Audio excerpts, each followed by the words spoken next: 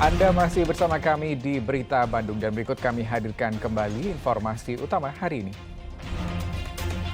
Silau oleh cahaya lampu kendaraan lain, sebuah mobil sedan terjun ke sungai di bawah jembatan Cikiara, Kecamatan Pelabuhan Ratu, Kabupaten Sukabumi.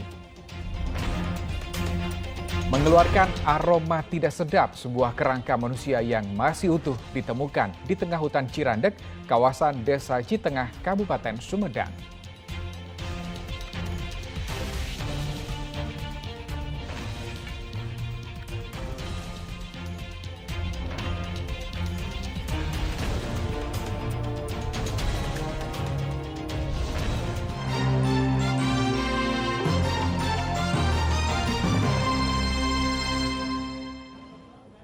Ya, hari Senin Partai Keadilan Sejahtera atau PKS menjadi partai pendaftar bakal calon anggota legislatif pertama di KPUD Kota Banjar. Partai politik lainnya sampai saat ini belum mendaftarkan calegnya. Kelengkapan dokumen caleg dianggap sebagai faktor yang memperlambat pendaftaran. Meskipun pendaftaran bakal calon anggota legislatif dari partai politik yang akan berkontestasi pada pemilu 2024 mendatang sudah seminggu dibuka, namun sampai saat ini belum ada partai politik yang mendaftarkan bakal calon anggota legislatifnya.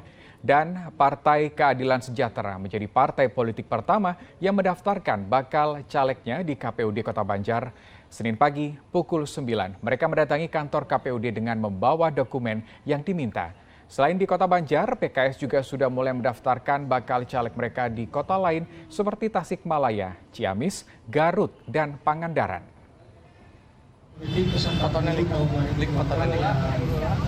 Sudah melaksanakan pengajuan bakal calon dari partai PKS. Jadi kami tadi sudah terima dan termasuk juga sudah kami cek kelengkapannya karena di tahapan pengajuan bakal calon ini sifatnya kami hanya menerima dokumen pengajuan dan nanti kita cek dengan silon apakah dinyatakan lengkap atau tidak. Nanti setelah ini nyatakan lengkap, maka kami mengeluarkan berita acara penerimaan, diterima atau tidak terhadap dokumen-dokumen yang diajukan. Sampai saat ini baru ada satu partai politik yang melakukan pengajuan bakal calonnya. Ada keterlambatan para partai politik ini mencalonkan ke KPU, Pak? Kita tidak tahu ya apa yang sejauh ini yang menjadi kendala di partai politik karena tentu itu ada domain dari partai politik. Hanya kalau tadi saya coba bertanya, memang hampir rata-rata dalam proses penyiapan dokumen saja. Jadi saya kira salah satu kendalanya mungkin penyiapan dokumen-dokumen persyaratan calon. Ya, kita ke informasi selanjutnya. Belasan mahasiswa berunjuk rasa memprotes jalan rusak di Kabupaten Cirebon pada Senin lalu. Mereka mempertanyakan tanggung jawab pemerintah menyediakan infrastruktur jalan umum yang baik sebagai pelayanan dasar terhadap rakyat.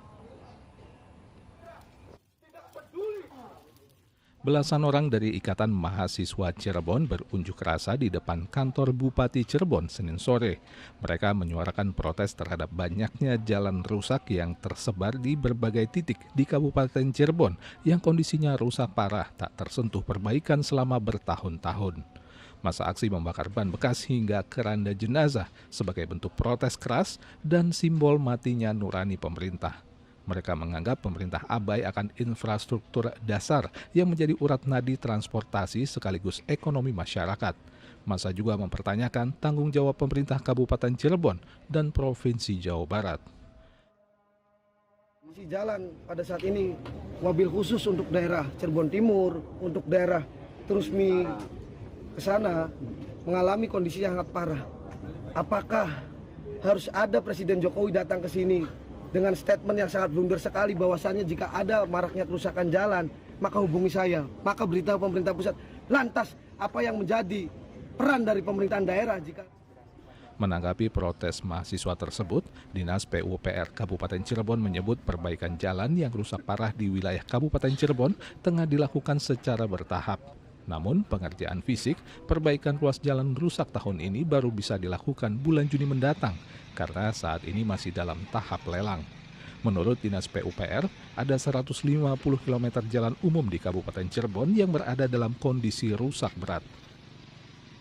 Ada 4 tahap yang kita akan laksanakan sampai dengan bulan Juni. Jadi kita tidak bisa sekaligus kita melaksanakan proses lelang dari sebanyak hampir 200 ruas jalan yang ada kita punya. Itu sebetulnya. Jadi mudah-mudahan insya Allah kita di 31 ruas jalan pada bulan Mei ini sudah berkontrak. Ada berapa ruas yang rusak Pak yang Total itu kalau kita melihat sekarang itu hampir 150 km dalam rusak berat. Para mahasiswa berharap jalan di Kabupaten Cirebon baik di wilayah barat hingga timur dapat segera diperbaiki mengingat jalan merupakan akses vital bagi aktivitas masyarakat. Paruli Habibi melaporkan dari Kabupaten Cirebon.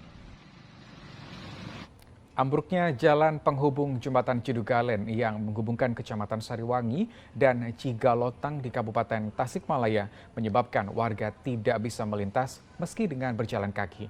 Warga pun berinisiatif membuat jembatan bambu agar bisa melintas walaupun hanya dengan berjalan kaki.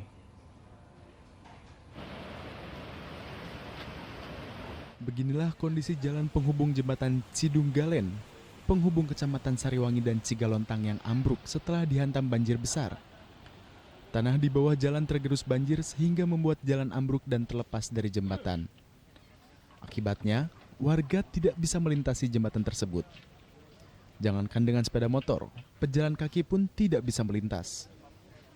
Akhirnya, warga berinisiatif membuat jembatan dari bambu agar bisa digunakan warga untuk melintas meski dengan jalan kaki. Jembatan ini dipakai oleh warga untuk melintas, baik yang akan ke pasar maupun mereka yang akan mengajar. Warga hanya bisa sampai di bagian ujung jembatan, kemudian dilanjutkan dengan berjalan kaki menuju seberang jembatan yang satunya, dan melanjutkan perjalanan dengan naik ojek atau mobil angkutan yang sudah menunggu. Mata-mata untuk menolong aja, menolong buat warga yang lewat pejalan kaki. Oh gitu? Ya. Motor nggak bisa lewat Pak? Nggak bisa. Nggak bisa lewat. Bu mau ngajar di mana ini? Di SD. SD mana? Di SD Giri Atikan. Giri Atikan, Mas. Harus lewat jalan ini Bu? Iya, kalau nggak ada lagi mau ke situ, tadi udah nyoba ke Cinipah, ke irigasi. Tapi jalan di Cinipahnya nggak bisa, motornya nggak bisa, bapaknya nggak bisa jalan. Jalannya. Harus.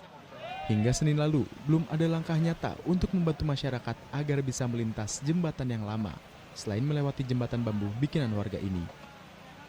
Eko Setiabudi melaporkan dari Kabupaten Tasikmalaya. Sebanyak 2 orang pekerja galian C yang sedang bekerja di daerah Bungursari, Kota Tasikmalaya tersambar petir. Seorang diantaranya tewas di lokasi kejadian.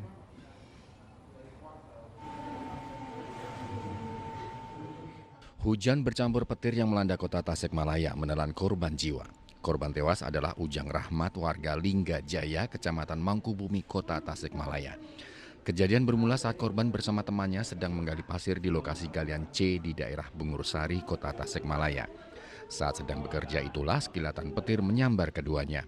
Naas, Ujang Rahmat meninggal dunia di lokasi kejadian, sementara temannya hanya luka ringan. Berarti yang satu orang meninggal di tempat ya Pak? Meninggal di tempat dan sekarang sedang dalam proses penguburan. Ada luka Pak itu korban Pak? Lampanya luka bakar. Di bagian apa Pak? Di bagian kepala sampai ke tubuhnya. Kalau yang selamat itu Yang kondisi? selamat justru ini tidak diketahui oleh masyarakat setempat. Ketika dia terkena sambaran, dia sempat melarikan diri dan nampaknya luka ringan karena dia masih sempat pulang dan tidak ada luka yang mengkhawatirkan. Setelah dievakuasi dari lokasi kejadian, korban kemudian disolatkan dan dimakamkan di pemakaman umum tak jauh dari rumah. Eko Setiabudi melaporkan dari Kota Tasikmalaya. Demikian berita Bandung hari ini. Saya Rusdi Maulana pamit undur diri. Sampai jumpa.